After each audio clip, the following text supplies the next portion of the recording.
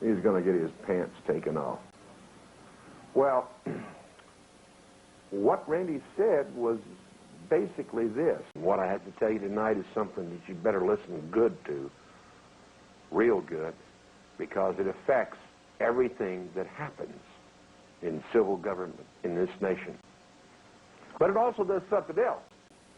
But Randy's done the principal research, and he was the first man, by the way, to prove the nom de guerre argument in an actual situation, in an appearance in United States District Court on an IRS order to show cause.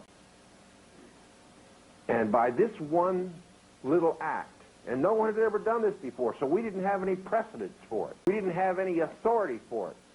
Randy was simply trying to test the theory of the case that we had insofar as how we mount an effective defense. And so he had been studying about the nom de guerre and a few other things, although we didn't have a lot of sites for it at that time. And he had this appearance coming up in United States District Court on this order to show cause from the IRS. And so he goes down to court, and he takes his briefcase with him, and he had a few goodies in it.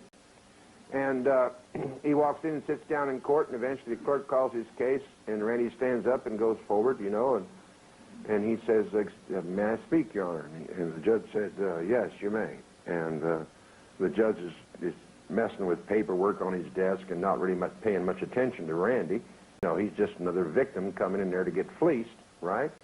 So, or sliced and diced. They have a lot of different ways they like to do it now for variety's sake. Anyway, the judge is messing with his paperwork, and the U.S. attorney is sitting over there with his coat pulled back and his feet stretched out like, well, this poor dumb sucker. He's going to get his pants taken off. Well, what Randy said was basically this.